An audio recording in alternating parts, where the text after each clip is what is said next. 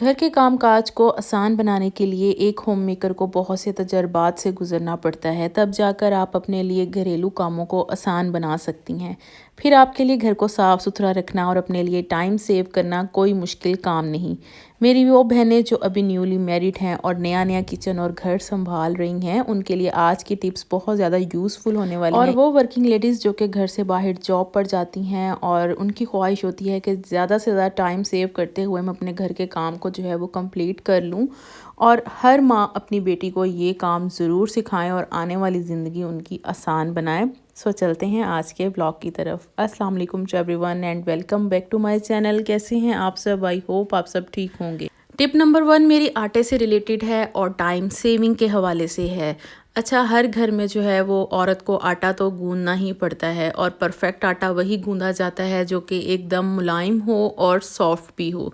अच्छा, अब ये होता है कि परफेक्ट आटा गूंदने के लिए ना आपको अच्छा खासा टाइम भी चाहिए होता है। 15 से 20 मिनट आपको लग जाते हैं और आपका अच्छा खासा ज़ोर भी लग रहा होता है।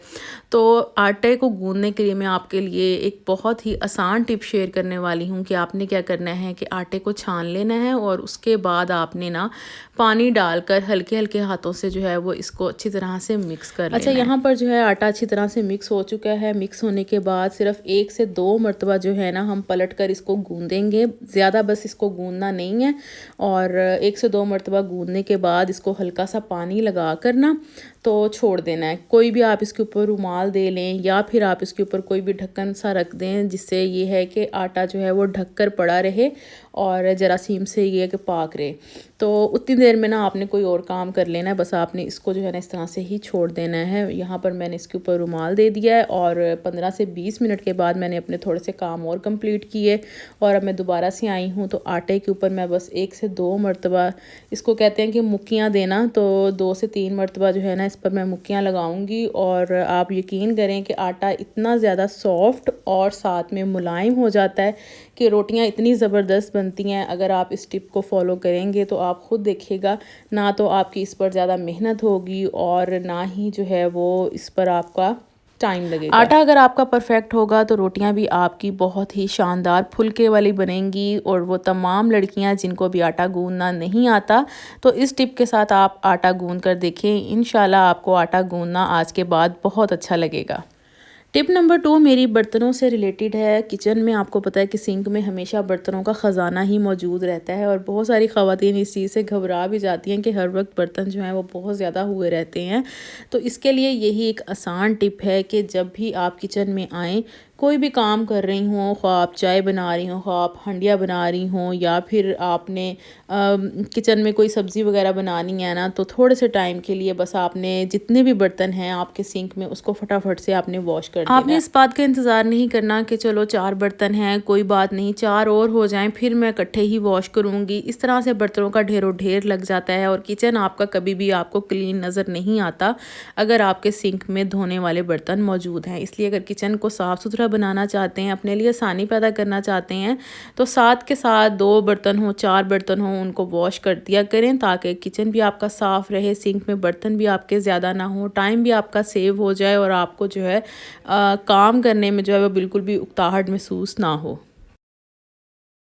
टिप नंबर 3 मेरी किचन क्लीनिंग से रिलेटेड है कि जब हम ख़वातीन किचन में खाना बना रही होती हैं तो सफाई का ख्याल रखना बहुत ज़्यादा ज़रूरी होता है कि काउंटर जो हैं वो आपके ऑलमोस्ट किचन के साफ़ ही रहें, साथ के साथ आप जो है सारा मेस जो इकट्ठा करते रहें। लेकिन बहुत सारी ख़वातीन की ये आदत होती है कि खाना बनाने के दौरान ना किचन में जो है वो बहुत सारा सामान बिखरा होता है, चीज़ें इधर की उधर पड़ी होती हैं, मसाला जात जो हैं वो सारे आपके कैबिनेट से निकल कर बाहर काउंटर पर बिखरे होते हैं। तो उसके लिए एक आसान टिप यही है कि जब आप खाना बना रही होंगी ना किचन में, तो आपने क्या करना है कि एक बर्तन ले लेना है और जितने आपने मसाला जात अपने हंडिया में आपने शामिल करने हैं ना, वो सारे आपने एक बर्तन में निकाल लेने हैं और फिर आपने उसी बर्तन से जो है ना हंडिया में डाल देने हैं, क्योंकि हंडिया में जाकर भी इन सब मसालों ने इकट्ठे ही होना है। तो आप यहाँ पर भी इकट्ठे करके जो है वो डाल दें, इससे आपको भी आसानी रहेगी, दूसरा आपके किचन में मेस भी क्रिएट नहीं होगा और साफ़ सुथरे माहौल में आप अपना जो है वो आराम से खाना बना लेंगी। टिप नंबर 4 मेरी है रूम क्लीनिंग से रिलेटेड, के रूम में जो है वो बेडशीट आपकी अगर साफ़ नहीं होगी, उसमें सिलवटें पड़ी होंगी, तो आपको रूम जो है वो कभी भी साफ़ सुथरा नहीं नज़र आ सकता। और ख़ास तौर पर जिन घर में बच्चे हों तो उन घरों में बेडशीट जो है ना वो कभी भी सेट नहीं रह सकती।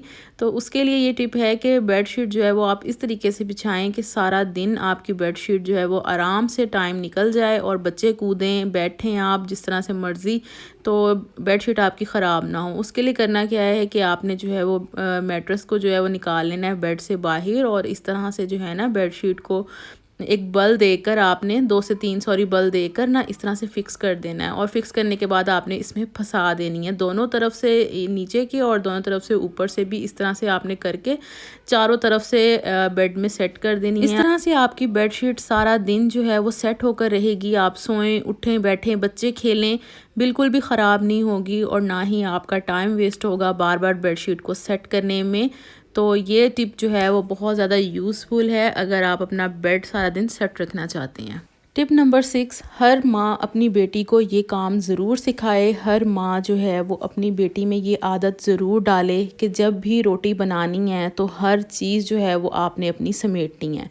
क्योंकि रोटी बनाते वक्त क्या होता है कि लाजमी तौर पर जो आटा है ना, जिसको हम ये आटा खुश्क आटा जो होता है ये काउंटर पर लाजमी गिरता ही गिरता है। तो अपनी बेटियों में ये आदत ज़रूर डालें कि जब आप रोटी बनाकर अपना काम कंप्लीट कर चुकी हैं तो लाजमी तौर पर आपने जगह को साफ़ करना है। चाहे आप ज़मीन पर बैठकर रोटी बना रही हैं या फिर आपने काउंटर पर बनाई है, आपने जो डस्ट होती है ना उसको लाजमी हटा देना है वहाँ से और हर चीज़ को जो है उसकी जगह पर रखना है। ये एक बहुत अच्छी आदत है।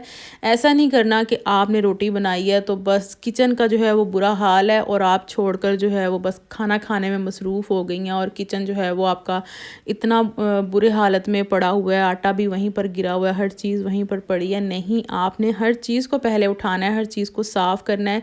इवन के आपने काउंटर पर कपड़ा लगाते लगाते अपने स्टोव को भी साफ़ कर लेना है। इस तरह से आपका स्टोव दिन में 2 से 3 मरतबा साफ़ होगा तो यकीन करें कि हमेशा आपको अपना स्टोव जो है वो क्लीन लगेगा, आपको किचन अपना हमेशा साफ़ लगेगा। और सबसे बढ़कर किचन का इस्तेमाल करने के बाद, यहाँ पर खाना बनाने के बाद, रोटी बनाने के बाद किचन की लुक आपकी ऐसी होनी चाहिए कि ये यूज़ हुआ ही नहीं है, इतना नीट आपने करना है।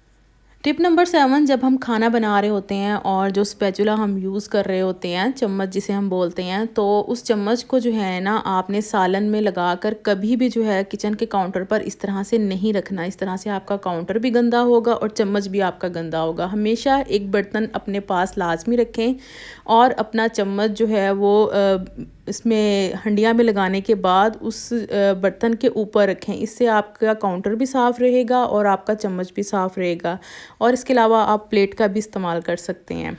टिप नंबर 8, बर्तन धोने वाली जगह पर आप एक डिस्पोजेबल डब्बा ज़रूर रखें। ये देखिए मेरे पास एक डिस्पोजेबल डब्बा है और मैं उसके ऊपर जो है ना वो शॉपर लगा लेती हूँ। शॉपर लगाने का मकसद ये होता है कि डब्बा जो है वो आपका गंदा नहीं होता। जितना भी आपका फालतू का हड्डियाँ वगैरह और मिर्चें और जो चीज़ें होती हैं जो हम लोग नहीं खाने में यूज़ कर रहे होते, तो बर्तन धोने से पहले जो है ना सिंक में बर्तन रखने से पहले अपने तमाम जो ये चीज़ें हैं उस डिब्बे में आप फेंक दें और उसके बाद आप शॉपर के ज़रिए उसे उठाकर जो है वो डस्टबिन कर दें। इस तरह से आपका सिंक जो है वो कभी ख़राब नहीं होगा। इवन कि आप पत्ती भी इसमें जो है वो धोने से पहले ड्रेन करके फेंक दिया करें। तो किचन की सफाई और मोस्ट इम्पॉर्टेंट ड्रेन की क्लीनिंग के लिए आपको ये एहतियात ज़रूर करनी चाहिए। नेक्स्ट टिप नंबर 9, जब हमारे घर में फल वगैरह आता है तो फ़ौरन से जो है उसको बास्केट्स वगैरह में ऑर्गेनाइज़ करके रखा करें, ना कि वो शॉपर में जो है वो इसी तरह से पड़ा रहे। तो ऑर्गेनाइज़ करने के बाद आपने क्या करना है कि फल जितना भी आपके घर में आया है ना उसको आपने अच्छी तरह से जो है ना वॉश कर लेना है। वॉश करने का आपको एक तो ये फ़ायदा होगा कि जितने भी उसके ऊपर जर्म्स लगे हुए हैं वो आराम से उतर जाएंगे और दूसरा बच्चे जब घर में छोटे होते हैं तो उनको इस चीज़ का नहीं पता होता कि हमने जो है वो फल वॉश करके खाना है। फिर क्या होता है कि माएँ जो हैं वो कहती रहती हैं कि वॉश करके खाओ, वॉश करके खाओ। तो इस चीज़ में दिमाग अपना लड़ाने से बेहतर है कि जैसे ही घर में फल लाए तो फ़ौरन के साथ आप उसको वॉश करके रख दें और ड्राई होने के बाद आप इसको अपने डाइनिंग एरिया पर या फिर किसी ऐसी जगह पर रख दें जहाँ पर आपके बच्चों का आना जाना हो और वो आराम से जो है वो उठाकर फल को इस्तेमाल कर लें। तो इस तरह से आपको भी फ़ायदा हो जाएगा, आपको भी जो है वो सुकून रहेगा और आपका जो फल है वो भी इजीली यूज़ होता रहेगा। तो आई होप आज का ब्लॉग आपको ज़रूर पसंद आया होगा। आज की टिप्स आपको पसंद आई हों तो वीडियो को लाइक, शेयर एंड सब्सक्राइब लाज़मी कीजिएगा। इंशाल्लाह नेक्स्ट ब्लॉग में आपसे फिर मुलाकात होगी। अल्लाह हाफ़िज़।